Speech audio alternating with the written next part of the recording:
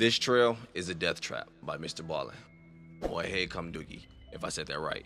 Look, I can already tell you just from looking at the hashtag, looking at the thumbnail, we do it every video. Come on, you should be used to it by now. This is Mount Everest, right? I hear so many stories about Mount Everest. We're gonna talk a little bit of ish, then we're gonna get to the video.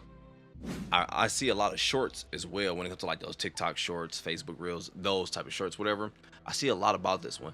And the thing, I get it. I'm not gonna lie to you. I understand it. I get it. Some people are adventurous. It's just they're gonna die doing what they love. A lot of them accept that. The ones I don't get though, you get some of them, I'm not gonna lie, where at least from the story it sounds like yeah, you were just doing this for some likes, huh? I don't know though. Either way it go. I'll check out the video. You want to check out the original video. Blah, if I can freaking talk. The link to the original video will be in the description below. But let's go. Come Doogie. Today's story is about a hidden message found on the side of a mountain and how its contents changed the lives of 3 people forever. But before we get into today's story, if you're a fan of the strange, dark, and mysterious delivered in story format, then you come to the right place because that's all we do, and we upload 2 or 3 times every week. So if that's of interest to you, please sneak into the like button's house and warm up both sides of their pillow before they fall asleep. Also, please subscribe to our channel and turn on all notifications so you don't miss any of our weekly uploads. All right, let's get into today's story.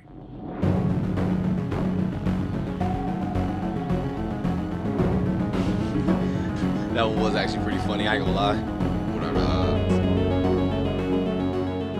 24-year-old Gina Allen and her brand new boyfriend, 28-year-old Brandon Day, could not believe their luck. For the past 48 hours, they had been stranded in the rugged wilderness of the San Jacinto mountain range in California when they looked down into this ravine and they saw a campsite. There was a tarp that had been strung up between 2 trees. And so they ran over to it hoping that the owner of this campsite would be in there and they could help them get out of these mountains. But when they got to the campsite, there wasn't anyone there.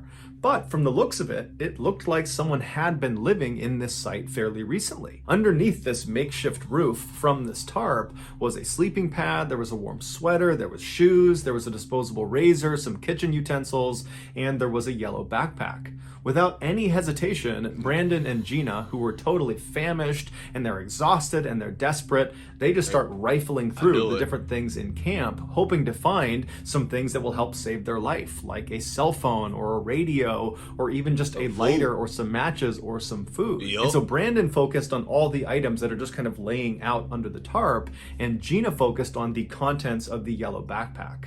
And so Gina, she opens up this backpack and she starts pulling out all these maps that are inside. And she notices on the margins of these maps in the white space, there is handwriting, and it's done in pen, and it looks like it's been written fairly recently. Now, at first, she didn't read any of the notes that were on these margins. She was just kind of pulling them out and stacking them on the ground next to her and continuing to rummage through this bag.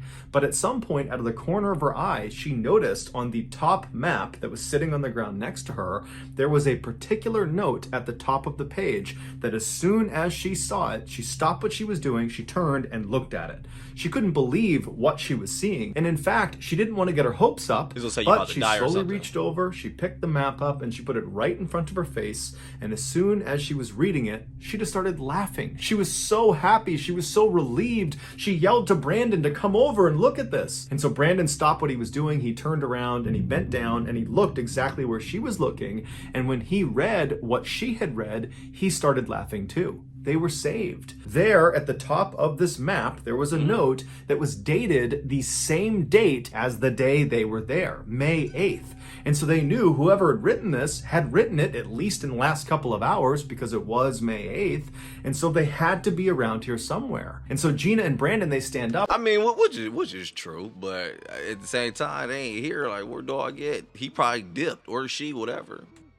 I don't know. It was May 8th, and so they had to be around here somewhere. It's still good news, though, because it's like, all right, that is, okay. So Gina and Brandon, they stand up and they start yelling out for the owner of this camp to please come out and help them. But in their excitement, Brandon and Gina had overlooked a critical detail in this note. And it would turn out that critical detail would change their lives and the life of the man who owned this camp forever. Before Brandon and Gina ever began their doomed hike into the San Jacinto mountain range, another man, one which neither of them knew, was gearing up for a hike of his own that would take him through the San Jacinto mountain range. His name was John Donovan, and on April 19th, 2005, which was the day he would begin this journey, he was 59 years old. John had absolutely no family. He was born an only child, and by the time he was 10 years old, he had been orphaned and basically had to raise himself from that point onward. By the time John was in his 20s, he had moved to Virginia, where he had taken a job as a social worker. And despite making a fairly decent salary, he refused to spend any more money than he absolutely had to. It was a habit he had developed as an orphan child, trying to make ends meet with virtually no money whatsoever, and as an adult, that habit just never left him. So as a result, for his entire life, all the way up until he left for that hike in 2005, he never had anything nice. He basically wore the exact same outfit virtually every single day. He never owned a car, he never owned a phone, he never owned a computer, and when it came to where he chose to live, he would always live in the most absurdly cheap dwellings possible, which included at one point living in a partially burned down, abandoned savings bank with no heat. John was a proud Irish Catholic, he drank lots of whiskey, he swore like a sailor, and he had no problem speaking his mind no matter who he was talking to. Almost sound like a minimal. Is it minimalist? However you say it, minimalist. Almost sound like that, but at the same time, it just does kind of sound like. I mean, he grew up stretching money, so yeah, he just kind of cheap.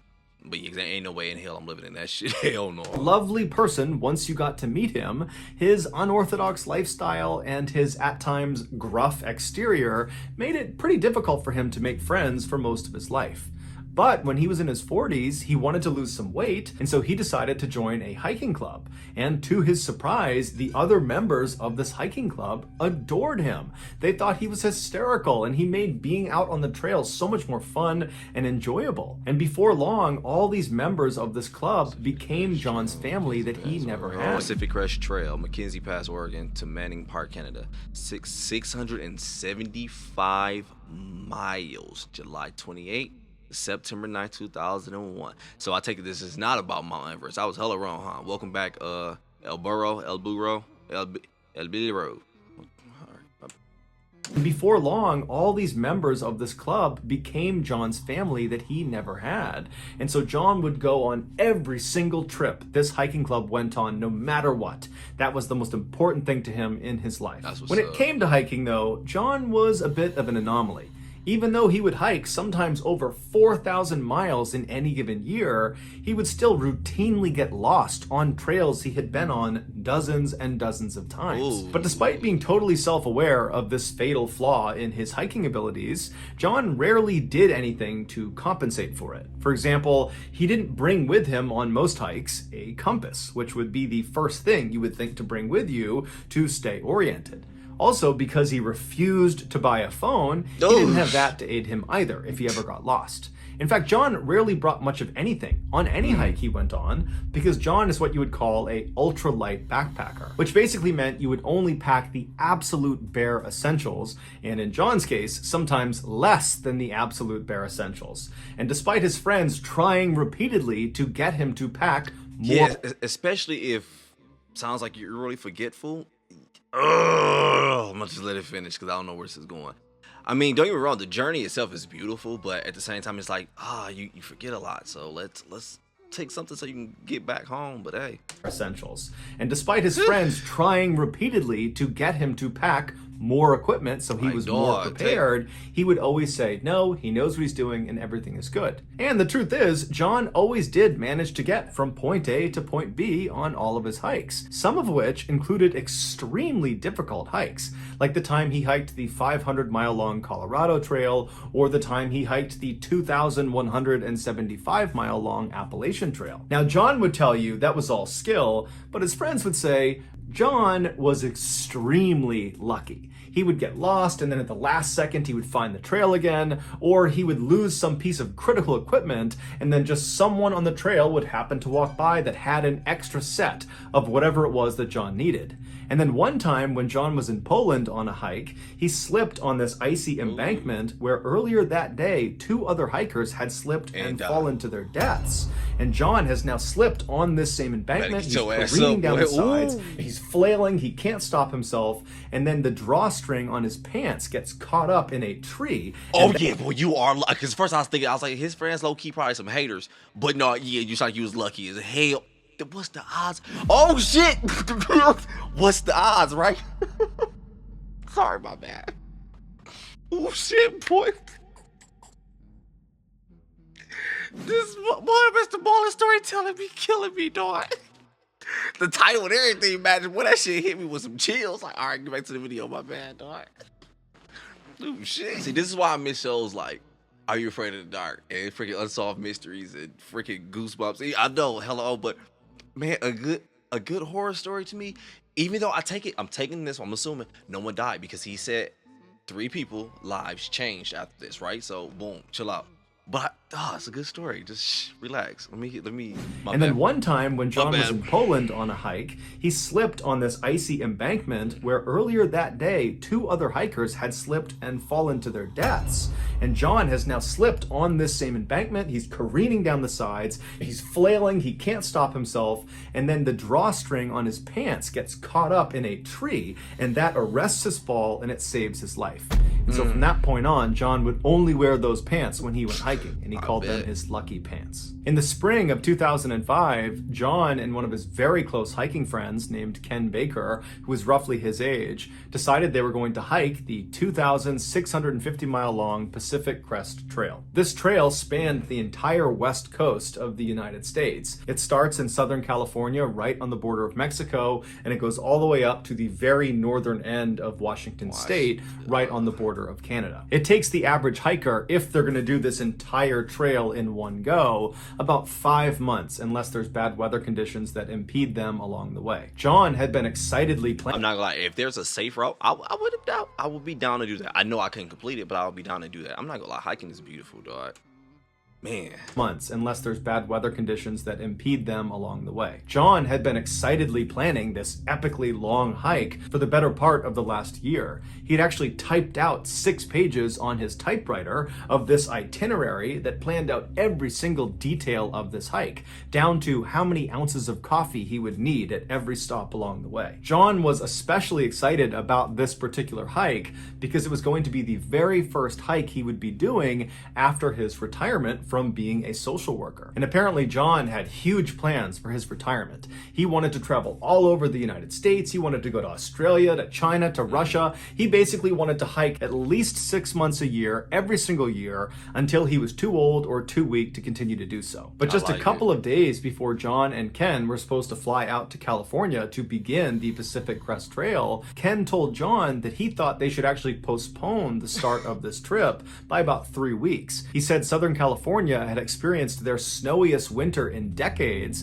and so it would make sense to wait a little bit of extra time to make sure all the snow had melted and that they didn't get caught in any sort of late snowstorm. Now, John was totally not having this. He had spent so much time thinking about this trip. He was so excited about it that he just couldn't wait any longer. And so he told Ken, "I'm sorry, I'm going on the current timeline, whether I go alone or not."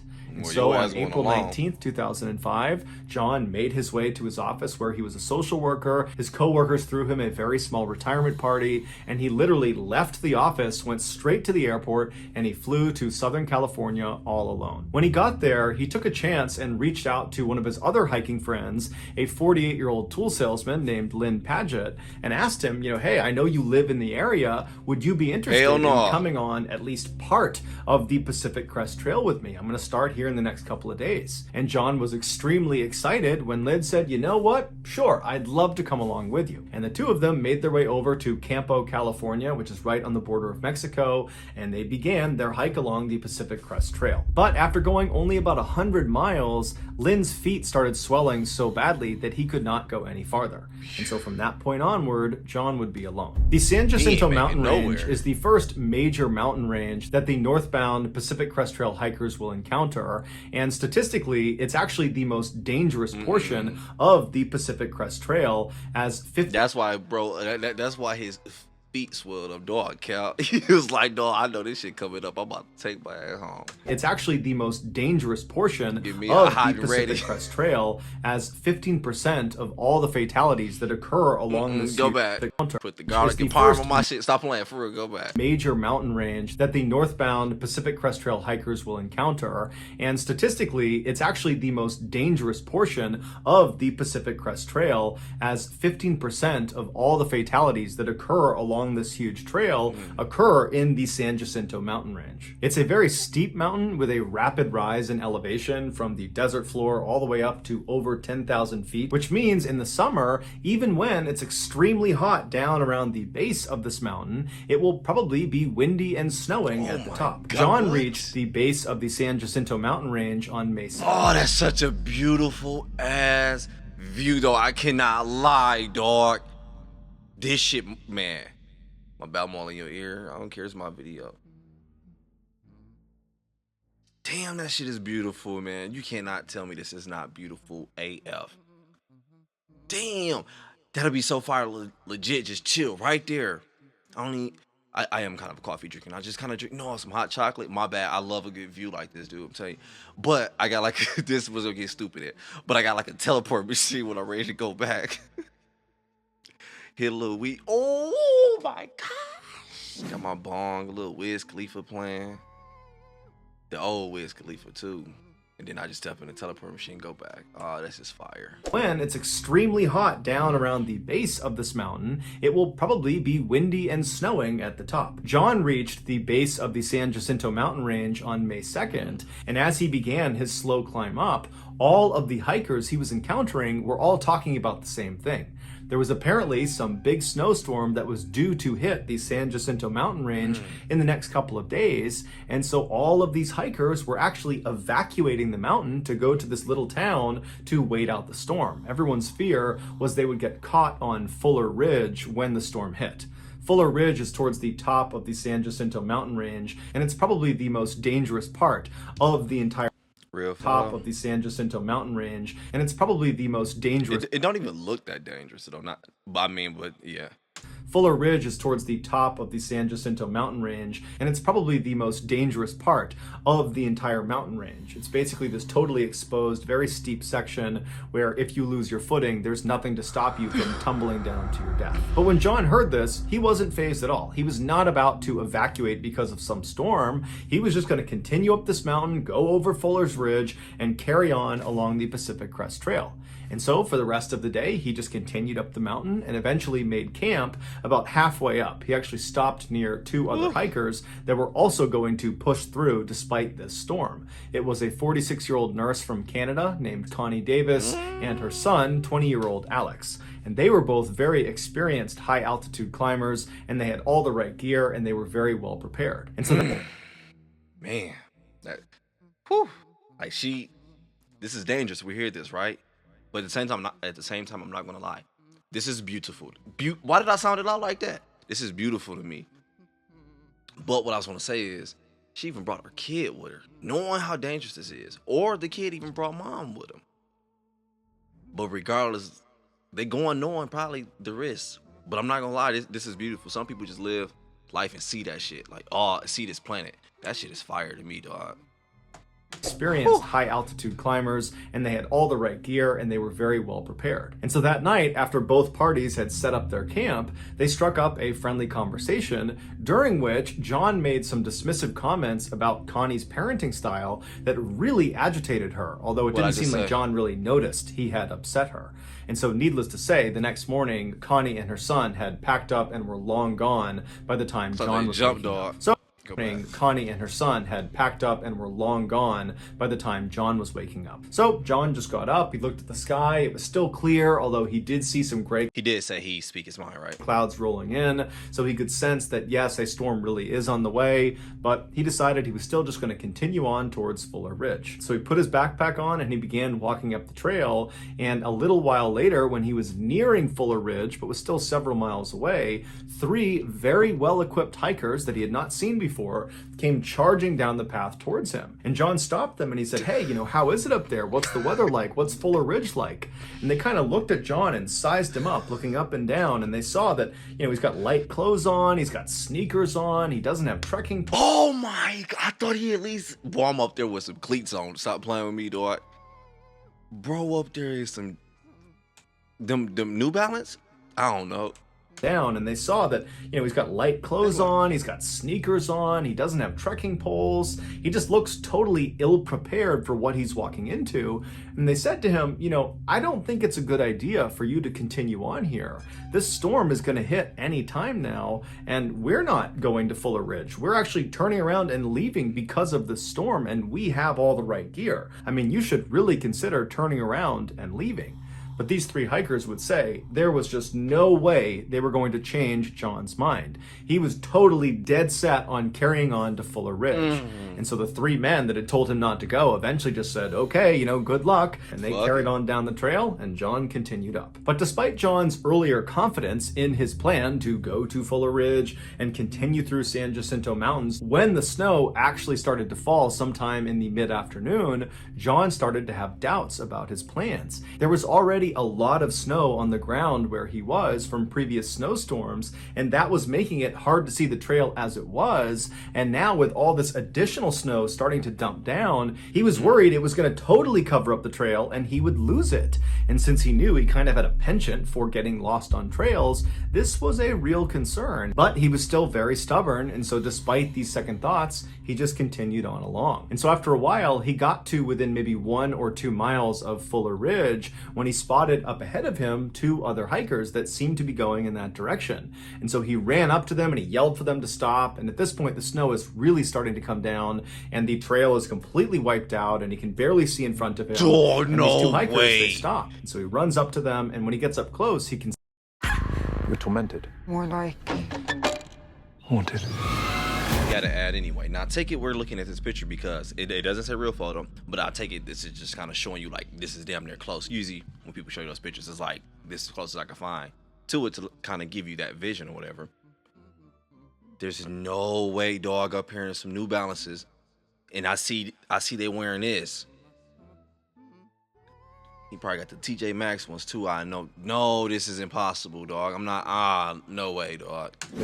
And these 2 hikers, they stop. And so he runs up to them, and when he gets up close, he can see it's actually Connie Davis and her son Alex from the night before. And so Connie is obviously not thrilled to see John again. But when he explained that he was having a really hard time staying on the trail, and could he just tag along with them, Connie said, you know what? That's just fine. We're happy to have you.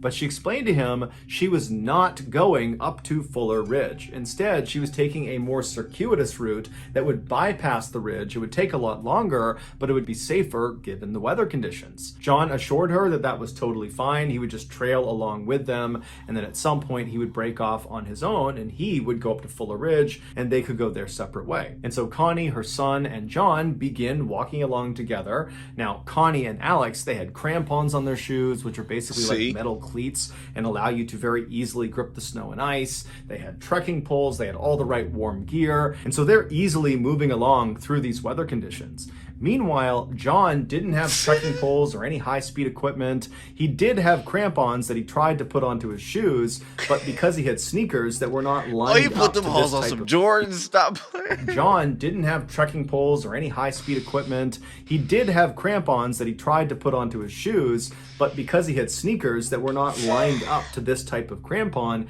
they didn't really fit right, and so it caused him to constantly stumble and fall on the ground. And so that's how it went for a while until Connie and Alex reached this critical point. It was at this creek where they needed to go down and around, which would take them away from Fuller Ridge. And if John was going to continue, like he said he would, up to Fuller Ridge, that would be the point where he would break off from them and go up the mountain towards this ridge. And so Connie and Alex wait at the stream. They're turned around and they're looking back down the trail at John, who's fallen way behind at this point. And as they're looking at him, they're thinking, this is going to take a long time for him to finally catch up to us. And so Connie, who really wasn't all that keen in hanging around John that much longer anyways, she figured, you know what, John has made his intentions completely clear. He said he is going up to Fuller Ridge. He is an adult. He is healthy. He can do whatever he wants. And so she yelled and waved to John and signaled that she and her son were going. I'm not making that face at her because I understand. I'm making that face because I'm just seriously not understanding how is he doing this with this outfit. He wants.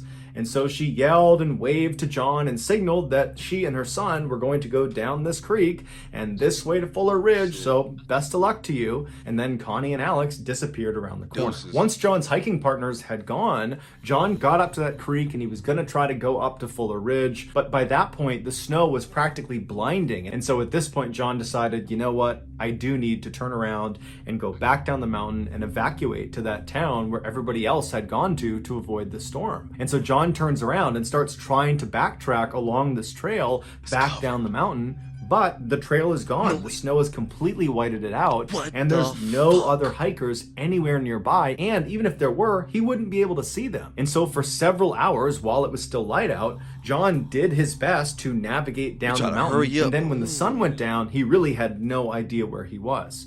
And so instead of trying to stay on this trail that at this point he really didn't think he was on, he looked out away from the mountain, and way down below he saw this big bright cluster of lights. Even through the falling snow he could clearly see those were lights of a city. And so he decided he would use that as kind of like his North Star, and he would just continuously walk downhill towards those lights. And so for several hours he just began walking towards these lights, narrowly avoiding huge drop-offs and climbing over boulders and avoiding trees and animals. And finally he got to this very critical point in his journey down to these lights. He reached this area called Long Valley where he had a decision to make. He could either continue down the mountain, which would require jumping down into this ravine that once he did, he would not be able to climb back out again. It was too steep. Or he could turn around and hike way back up the mountain and go some other direction. But at this point, he had really no idea what direction was the best direction. All he knew is he needed to go down the mountain because his situation was getting worse and worse by the second. If he didn't find shelter soon, he might get hypothermia and just die out here. And so he decided he would jump down into this ravine. And so he laid on his stomach, he lowered himself down over the edge, and he dropped down into the valley below. Once he stood up, he just continued walking down the mountain, and at some point he spotted a stream that he began to follow along. And as he followed this ravine, which was taking him straight down the mountain, he noticed the ravine walls, these huge walls on either side of him, seemed to get closer and closer to him, like this ravine was kind of coming to a point. And then after a while, he noticed up ahead, the stream just kind of disappeared. And so he walked a little bit farther, and then he came to an abrupt stop. The water had disappeared because it had flown off a 100-foot cliff that he was now standing in front of. He had come to the edge of this huge waterfall, and there was absolutely no way to lower himself down over it. It was an absolute fall to the death if he attempted to go down this waterfall. And so he looked to his left and he looked to his right, and these huge canyon walls that had followed him all the way to this edge from when he dropped down, they were sheer cliffs. There was no way to climb those. And his initial drop into this ravine was unclimbable. He knew that going in. And so he was boxed in, he was trapped, and he likely knew that it would be at least a week or more before anybody figured out that he was even missing. And so totally disheartened, John left the edge of this cliff, this waterfall, and walked back up to a relatively flat area farther up the ravine, and he began to set up camp. He laid out his green tarp, he put some line between two trees, he made a makeshift roof, he laid out his bed mat underneath, and then he climbed underneath the tarp and he settled in for a long night. The next morning, when the sun came up, John attempted to make a fire, but none of the wood he was finding was dry enough. So all of his fires just kind of smoldered but didn't really catch. He had a mirror, a signal mirror, and he was prepared to flag down any aircraft that flew overhead, but no aircraft did, so he didn't flag anyone down. And so by the end of that night, he was back under his tarp, having made no progress, settling in for another freezing cold, sleepless night. The next morning, when the sun finally came up again, John was totally disheartened, and he decided to start jotting notes down on the margins of his map, which was the only place he had space to write. He figured he would keep a sort of diary. That way, if he didn't get out of here, someone would figure out what happened to him. And so his first entry was that day, May 5th, and he wrote that his friend Ken was right. He should have postponed this trip by 3 weeks and avoided the bad weather. Ken was the smart one. And also in this May 5th entry, he took an inventory of his food supply. He said he only had 12 cheese crackers left. And then on May 8th, John wrote a note that said, I'm mad. I thought he was about to say cheeseburgers. I was about to say, hell yeah, but I know they froze. He took an inventory of his food supply. He said he only had 12 cheese crackers left. And then on May 8th, John wrote a note that said, took a fall, too weak to climb out of canyon, down is a gorge, no way out. This was the message that Gina and Brandon discovered when they stumbled on this campsite. But the significance of this note was not literally what he wrote, but rather when he wrote it. On May 6th, Brandon Day and his girlfriend, Gina Allen, were in Palm Springs for a business convention. Brandon was a financial advisor, and so he was out here for business, and Gina was his guest, so she was really just vacationing. And so towards the end of the convention, when Brandon had some free time, he and Gina decided to leave the hotel and go on a hike somewhere. And so they actually linked up with a tour group that was leaving the hotel, that was heading over to this tram station where they were going to take a tram car all the way up to the top of the San Jacinto mountain range. A tram car is basically like a ski lift, except once you ride it to the top of the mountain, you don't do any skiing, you just do sightseeing. And so Brandon and Gina, they get to this tram car, they hop inside, they get to the top, and it's totally amazing, beautiful view. There's snow at the top, and they're told they have about 20 or 30 minutes before their group is going to take the tram car back down again. And so Brandon and Gina decide to kind of venture off away from the main group and have some alone time before they leave again. And as they kind of venture off, they start to hear what sounds like a waterfall. And so the two of them are kind of looking around, asking if they can see it or if they know where it is, and they don't. And so they say, hey, do you want to just leave the trail and walk towards this waterfall? It can't be far. It sounds like it's only maybe a couple of minutes away. We'll take some pictures, we'll come back, and then we'll catch the tram back down again. And so they decide this is a great idea. They leave the path and they start walking towards the sound of this waterfall. But after walking for a pretty significant distance, they realize the sound of this waterfall is not getting any closer. It seems to actually just be getting farther and farther away. And what they didn't know was happening was the sound of the waterfall was actually echoing off the walls of this mountain. It was basically playing a trick on them. The acoustics made it seem like it was really close, but really it wasn't. It was pretty far away. And so by the time they finally did locate this waterfall, they knew they had ventured fairly far off the main trail, and they really needed to hustle to get back up to the tram station to meet their group and catch that last car out. And so they took a couple of pictures of this waterfall and then quickly turned around and began booking it back towards the station. But on their return trip, which they believed they were going in the right direction, they started hearing the sound of voices coming from the tram station, but they were coming from a different direction. And so Gina and Brandon stopped and they're thinking, I think we got to go this way, but clearly that's the sound of the other people in our group coming from that direction. And so they decide to follow the sound of the voices. But just like the sound of the waterfall, the sound of the voices were not coming from that direction. That was just an echo bouncing off the walls. It was basically a trick the mountain was playing on Brandon and Gina. So they start walking in the wrong direction, and after walking for quite a while and not getting anywhere nearer the tram station, the voices just finally stop. And they look at their watches and they realize they missed the cutoff. They missed the last tram. All those tourists they were with, they've left. They are now alone somewhere out in the middle of the mountains. But they did not panic. They figured, you know what? We'll just make our way to the tram station and we'll either catch the next tram or, maybe there's a payphone or something up there we can use and, we'll figure it out. Now, it's important to mention that Brandon and Gina did not expect to spend very much time out in the elements. They expected to get on a tram, stay at the top of this tram station with a bunch of other tourists where there was a restaurant and a bar, and then they were going to ride that tram car back down and be back at their hotel before dinner time. As such, they didn't bring any supplies. They didn't even have their cell phones. They had left those in the hotel room because they wanted to make sure they were focused on each other. And so all they had were the clothes on their back, which were very light. They had tank tops and some sweatpants on. They each had a very light jacket as well. And they had a wallet and some chapstick. They had no water. They had no food. And so Brandon and Gina, they begin walking around in search of this tram station. And for several hours, despite their best efforts, they don't find it. And then before long, the sun is going down and the temperature is dropping rapidly. And so eventually, after it becomes too dark to continue to move around, the couple winds up going into a cave where they huddle up all night, barely avoiding becoming hypothermic. You gotta do it. Going into a cave where they huddle up all night, barely avoiding becoming hypothermic.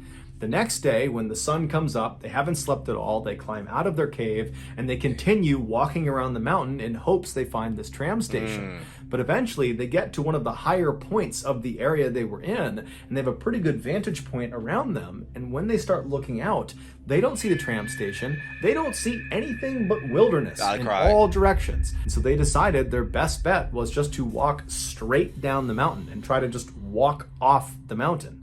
And they figured as they began walking down the mountain that the tour guide had probably recognized they were short 2 people the day before. And so certainly a search had been launched and there were people looking for them, and probably they would be found. Kind of sounding like open water. Like how he said they'll notice someone is missing, so they should call.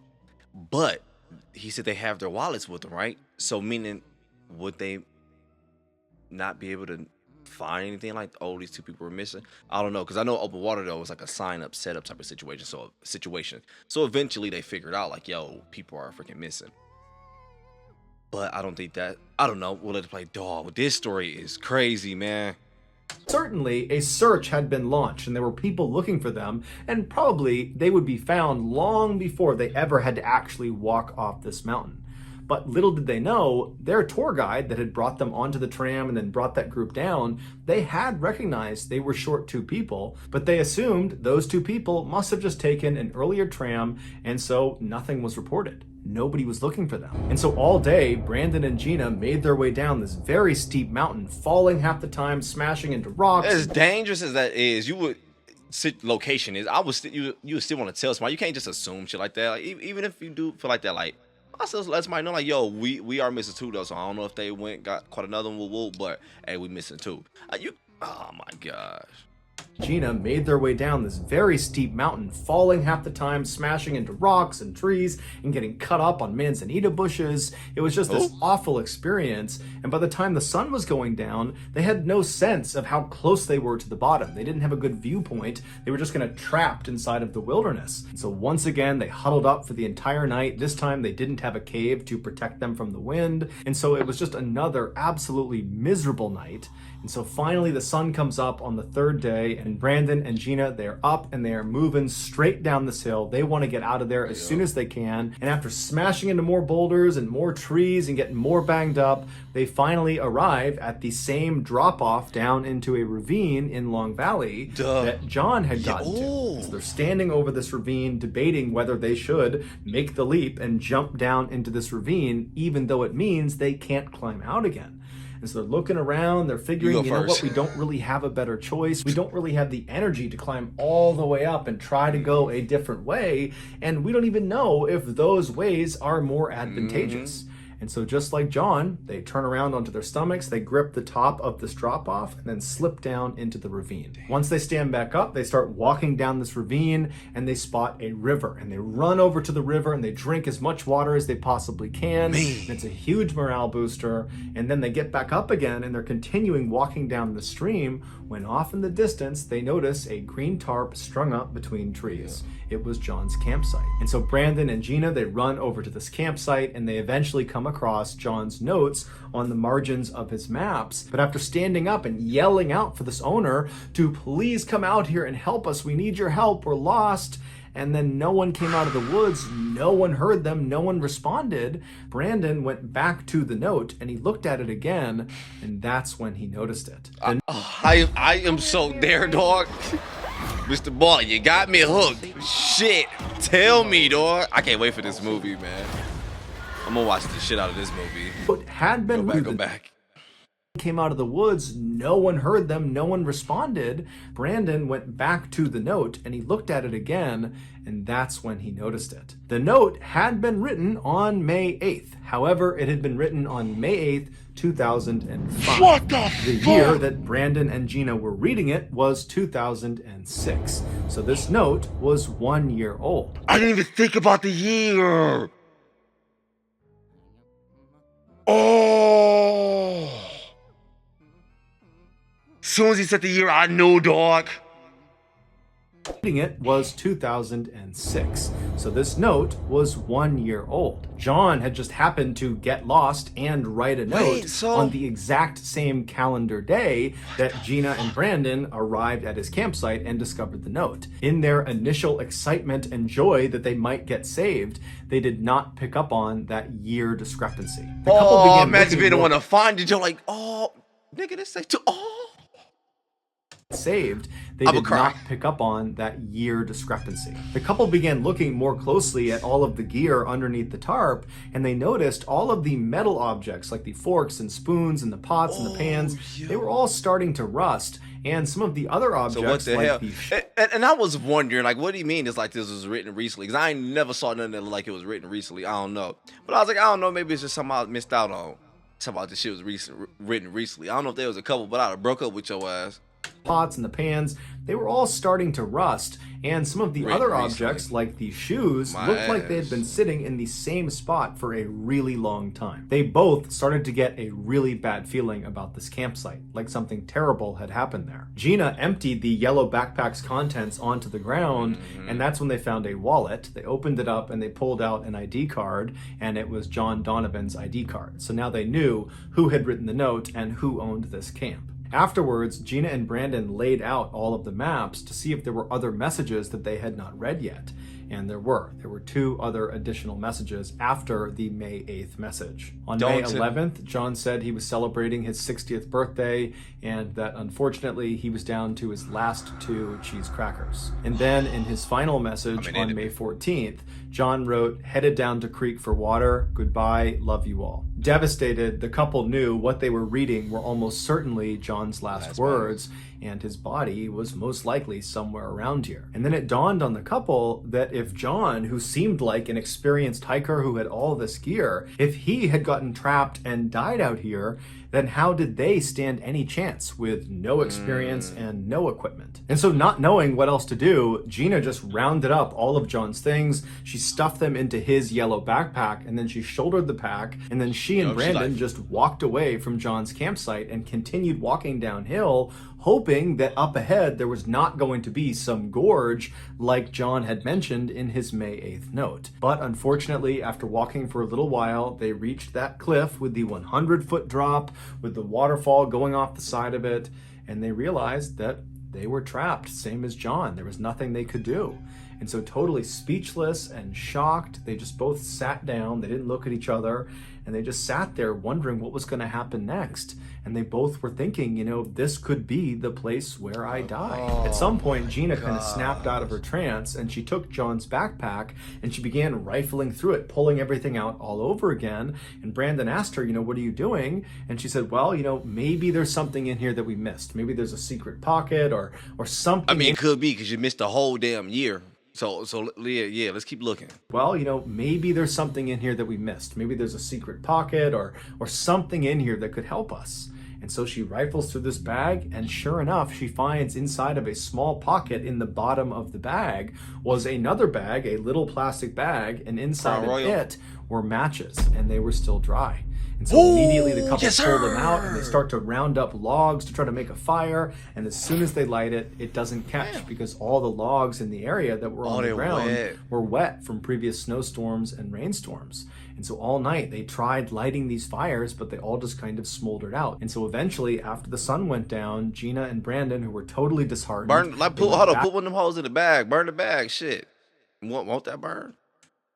And so eventually, after the sun went down, Gina and Brandon, who were totally disheartened, they went back up to John's campsite and they went under his tarp and they huddled together for another freezing cold night. The next morning, Brandon woke up because he actually did fall asleep, and Gina was still sleeping. So Brandon decided to just leave the tarp and go out and get a breath of fresh air. He knew. Well, you don't learn your lesson. Oh my gosh, dog. Okay, I hope you're alive, but at the same time, dog. And so Brandon decided to just leave the tarp and go out and get a breath of fresh air. He knew they were in a terrible position, but he just wanted to clear his head. So he stood up and he could barely stand. He was so achy and tired and he was so hungry, and he decided he would just walk down to the edge of this cliff and look out into the valley to see if maybe there was a way down. And so he walked along the river, stopping periodically to get a sip of water until he got to the very edge. And when he got there, he looked down and he saw something that he had not seen the day before. There, in a pool of water all the way down, 100 feet down, was a body lying face down in a pool of water. And that body belonged to John Donovan. Brandon was too far away to actually confirm if that really was John, but he instantly knew. But instead of being scared or saddened or depressed by the sight, it kind of invigorated Brandon and reminded him that if he doesn't act, he and Gina were going to die too. And so Brandon decided he wasn't going to set some small campfire to try to signal someone. He was going to try to light the entire forest on fire. I thought about that, but I was like, calm down, overreactor. I thought about that, but I was like, I ain't gonna say it because they gonna be like, Charlie, that shit's stupid. I always said that once. I was like, man, if I'm in like a forest or something like that, not a forest, my bad, because you don't want to burn the whole forest down. If I'm trapped somewhere like that, I'm gonna just burn a tree, dog. I would have burnt. I ain't gonna lie. I was like, I'd have burnt the tarp. Somebody gonna have to save me. I mean, somebody gonna eventually see this fire. I'm sorry. I was thinking that, dog. At this point, I'm in survival mode. I'm sorry. It might be wrong. Like, that's wrong, no, because you killing off. I'm in survival mode. I'm sorry. I'm legit trying to put myself in their shoes, dog. At this point, I mean, what the fuck up there trying to? Oh my gosh. I thought about it. So hey, I no longer feel alone now. I ain't gonna lie to you. Campfire to try to signal someone. He was going to try to light the entire forest on fire. And so he walked back up to the campsite and he got the matches out from the backpack. Ain't gonna work, though. And then he walked into the forest a ways that was right near the river and near their campsite. And he found this tree that was obviously dead. And he walked around gathering as much dry wood as he could, and he propped it up against this dead tree. Gina up first. And then he put as much kindling as he possibly could into this hole in the trunk of this dead tree. And after doing all this prep work, he got his matches out and he lit some of the kindling, and to his surprise, the tree caught on fire almost immediately. In fact, it burned so quickly and so big that Brandon had to run away so that he didn't catch on fire. He ain't gonna get out. And before long, all these trees are catching on fire, and he had to run all the way back to the campsite and wake Gina up. I hope it's a survival story. But I'm sorry, dog. This guy, it's not the brightest bulb. That's not the bright. You're not the brightest bulb, man. That should have been. If that was the plan, at least somebody you do know is there. Let them know. Like, hey, I'm about to do X, Y, Z. You don't do. Oh my God. These trees are catching on fire, and he had to run all the way back to the campsite and wake Gina up. And so he grabs Gina, they get up, and they run all the way over to the edge of the waterfall, and they turn, and they're just watching half an acre just completely erupt in flames. And all this black smoke is billowing up into the sky. And I then take that about back. An hour later, I've after seen that picture yet. Nah, Brody. Just because you be making bad decisions, ain't no telling who else out there for real though. Yeah, nah. You gotta face the music, but you gotta try to get out that shit. You took your. I'm sorry, you be mad all you want. You got y'all ass in there, try to get y'all ass out. Cause in my head, it sounded like a good idea. Ain't gonna cap to you, but look at this picture, nah. I'm sorry, dog, nah. And they're just watching half an acre just completely erupt in flames, and all this black smoke is billowing up into the sky. And then about an hour later, after the fire had eventually just kind of died out on its own, Gina and Brandon heard the distant rumblings of a helicopter. Oh, good. They had seen the smoke and they were coming to rescue them. Gina and Brandon would be airlifted out of the ravine and would make full recoveries.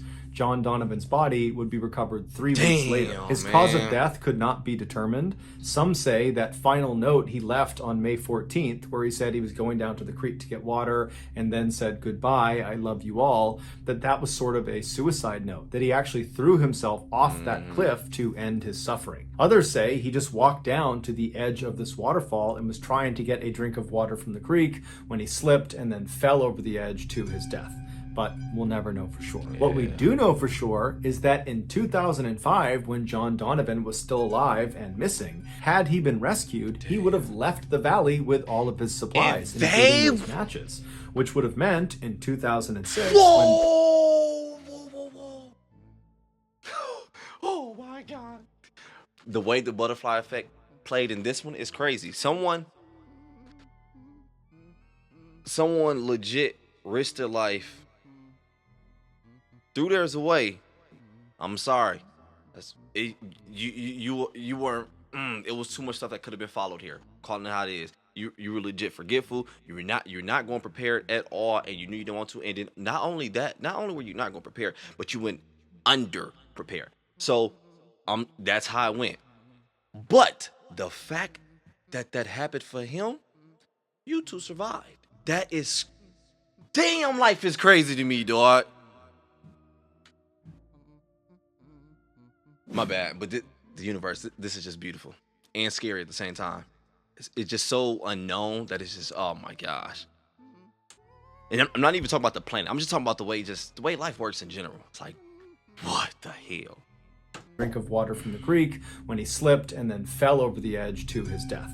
But we'll never know for sure. Man. What we do know for sure is that in that. 2005, when John Donovan was still alive and missing, had he been rescued, he would have left the valley with all of his supplies, including those matches, which would have meant in 2006, when Brandon and Gina found themselves in that ravine, there wouldn't have been a way to start that fire, and so they would have died. In fact, the helicopter pilot that did come up and rescue Brandon and Gina, he would say there was nobody planning to search that area. This was not an area they believed Brandon and Gina would be. But the fire. And so it really was only because of that fire that those two lived. As such, the couple said they owe their lives entirely to John Donovan and his unbelievable sacrifice. On July 11th, 2006, a funeral was held for John in Virginia.